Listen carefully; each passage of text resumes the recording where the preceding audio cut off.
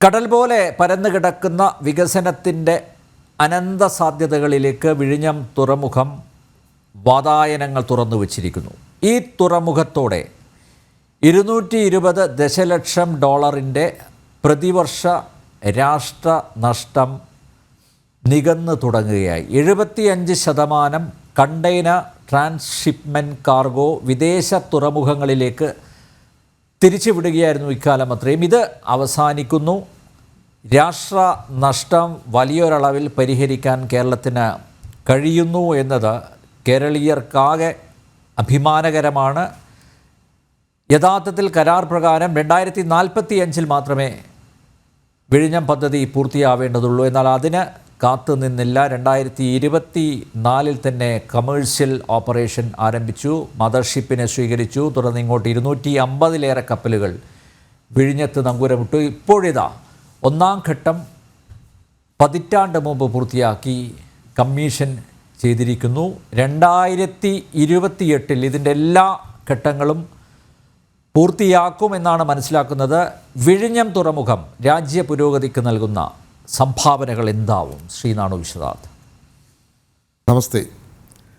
2025 May മാസം 2-ാം തീയതിയെ ഞാൻ ആധുനിക ഇന്ത്യൻ മാരിടൈം ചരിത്രത്തിൽ അടയാളപ്പെടുത്താൻ പോകുന്നത് ഒരു സുദിനം എന്നുള്ളതാണ്. ഇന്ത്യ എന്ന് പറയുന്ന രാജ്യം 7 ഭൂഖണ്ഡത്തിന് ആവശ്യമായിട്ടുള്ള 95% വരുന്ന ചരക്ക് വ്യാപാരത്തിലെ ഏറ്റവും പ്രധാന കണ്ണിയായിട്ട് മാറാൻ പോകുന്ന, അല്ലെങ്കിൽ അതിന് രാജ്യം സമർപ്പണം കൊടുക്കുന്ന ഒരു ദിവസം, വസുദൈവ കുടുംബം എന്ന ഇന്ത്യയുടെ കാഴ്ചപ്പാട് യാഥാർത്ഥ്യത്തിലേക്ക് ചുവടുവെക്കുന്ന ഒരു ദിവസമാണ് വിഴിഞ്ഞം തുറമുഖം ഇന്ന് രാജ്യത്തിന് സമർപ്പിച്ച ദിവസം എന്ന് പറയുന്നത്.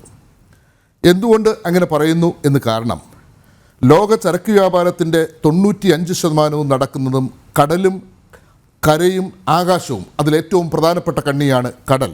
അതുമായിട്ട് ചേർന്ന് കിടക്കുന്ന മൾട്ടി മോഡൽ ട്രാൻസ്പോർട്ടേഷൻ അല്ലെങ്കിൽ കമ്പൈൻഡ് ട്രാൻസ്പോർട്ടേഷനിലൂടെയാണ്.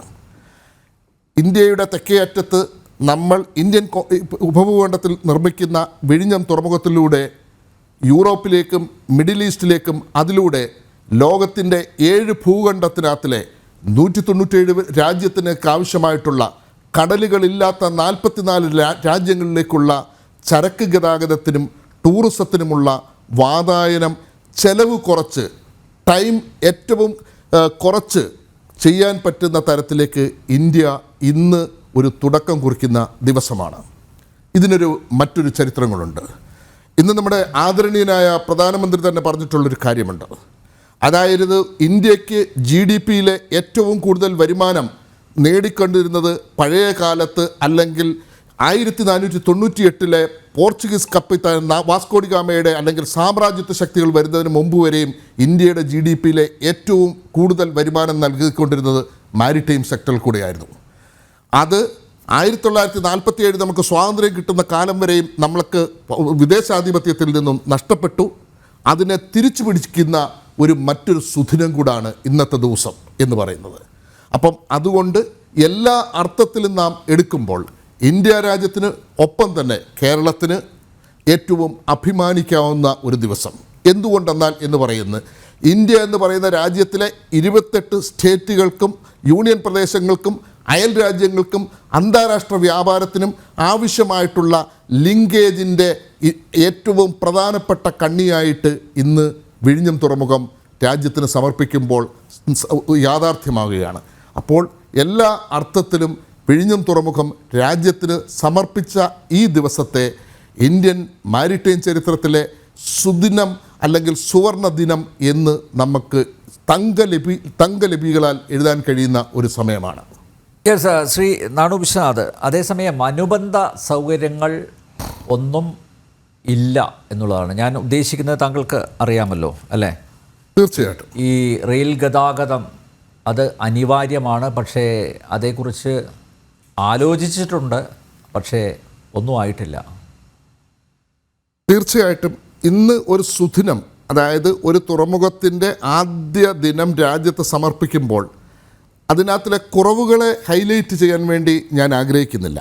എങ്കിൽ പോലും ലോകരാജ്യങ്ങളിലെ തുറമുഖങ്ങളെക്കുറിച്ചും ഹാർബറിനെക്കുറിച്ചും ലോജിസ്റ്റിക്സിനെക്കുറിച്ചും സപ്ലൈ ചെയിൻ മാനേജ്മെൻറ്റിനെക്കുറിച്ചും റിസർച്ച് നടത്തി പഠിച്ചിട്ടുള്ള ഒരാൾ, അതിനകത്തിൽ പരിജ്ഞാനമുള്ള അല്ലെങ്കിൽ അത് പഠിക്കാൻ ശ്രമിച്ചിട്ടുള്ളൊരു വിദ്യാർത്ഥി എന്ന നിലയ്ക്ക് ലോകരാജ്യങ്ങൾ ചെയ്യുന്നത് ഒരു സ്ഥലത്ത് പോർട്ട് എന്ന് പറയുന്ന അല്ലെ ഹാർബർ എന്ന് പറയുന്ന ഒരു ഇൻഫ്രാസ്ട്രക്ചർ അല്ലെങ്കിൽ അടിസ്ഥാന സൗകര്യം നാം പ്ലാൻ ചെയ്യുമ്പോൾ ആ അടിസ്ഥാന സൗകര്യത്തെ നമ്മൾ എന്തിനു വേണ്ടിയാണ് പ്ലാൻ ചെയ്യുന്നത്? നമ്മൾക്ക് കാർഗോ പാസഞ്ചേഴ്സിനെ റീജിയണൽ ട്രാൻസ്പോർട്ടേഷനും നാഷണൽ ട്രാൻസ്പോർട്ടേഷനും ഇൻ്റർനാഷണൽ ട്രാൻസ്പോർട്ടേഷനും എത്തിച്ചു കൊടുക്കാൻ വേണ്ടിയുള്ള ഒരു ഇൻഫ്രാസ്ട്രക്ചറാണ് പോർട്ട് എന്ന് പറയുന്നത്. അപ്പോൾ ആ ഇൻഫ്രാസ്ട്രക്ചറിനെ കൃത്യമായിട്ട് യൂട്ടിലൈസ് ചെയ്യണം എങ്കിൽ ഹൃദയവും തലച്ചോറും മാതിരി ബന്ധപ്പെട്ട് കിടക്കുന്നതാണ് ഈ ഇൻഫ്രാസ്ട്രക്ചറും ആ ഇൻഫ്രാസ്ട്രക്ചറിനോട് ബന്ധപ്പെട്ട് വരേണ്ട അടിസ്ഥാന സൗകര്യങ്ങളായിട്ടുള്ള കണക്ടിവിറ്റിയും കാർഗോയുടെ അവൈലബിലിറ്റിയും അത് ലോജിസ്റ്റിക്സ് കോസ്റ്റ് കുറച്ചിട്ട് ചെയ്യാനുള്ള സംവിധാനങ്ങളും എല്ലാം ഇതിനോട് അനുബന്ധമായിട്ട് ഒപ്പം തന്നെ അതിനെ മാനേജ് ചെയ്യാൻ കഴിയുന്ന മാരിടൈം ട്രേഡിൻ്റെ, മാരിടൈം നാവിഗേഷൻ്റെ, മാരിടൈം എഞ്ചിനീയറിംഗിൻ്റെ, മാരിടൈം ലോയുടെ, ആർബിട്രേഷൻ്റെ, കസ്റ്റംസിൻ്റെ മൾട്ടിപ്പിൾ തലത്തെ ഹാൻഡിൽ ചെയ്യാൻ കഴിയുന്ന ഒരു സമൂഹത്തെ വാർത്തെടുക്കുക. ഗ്രാമീണരായിട്ടുള്ളവർക്ക് ഒപ്പം സാധാരണ മനുഷ്യന് തൊട്ട് ഏറ്റവും ഉന്നത തലത്തിലേക്ക് വരുന്ന ബിസിനസ് കമ്മ്യൂണിറ്റിക്കും അല്ലെങ്കിൽ പ്രൊഫഷണൽസിനും വേണ്ടിയുള്ള നോഹവും കൊടുക്കുക എന്ന് പറയുന്നത്, അതായത് ഒരു അനാട്ടമിയിൽ നമ്മുടെ തലച്ചോറിനും ഹൃദയത്തിനും എത്ര ഇമ്പോർട്ടൻസ് ഉണ്ടോ അതേ ഇമ്പോർട്ടൻസ് ആണ് ഉള്ളത്. അത് ഈ വിഴിഞ്ഞവുമായിട്ട് ബന്ധപ്പെട്ട് എത്രമാത്രം കാര്യങ്ങൾ ചെയ്തിട്ടുണ്ട് എന്നുള്ള കാര്യത്തിനകത്തിലെ ഞാൻ പുറത്തുനിന്നും വിഴിഞ്ഞത്തെ കാണുന്ന അല്ലെങ്കിൽ ഒരാളാണ്, അതിൻ്റെ ബന്ധപ്പെട്ടവരാണ് അത്തരത്തിലുള്ള കാര്യത്തെക്കുറിച്ച് പറയേണ്ടത്.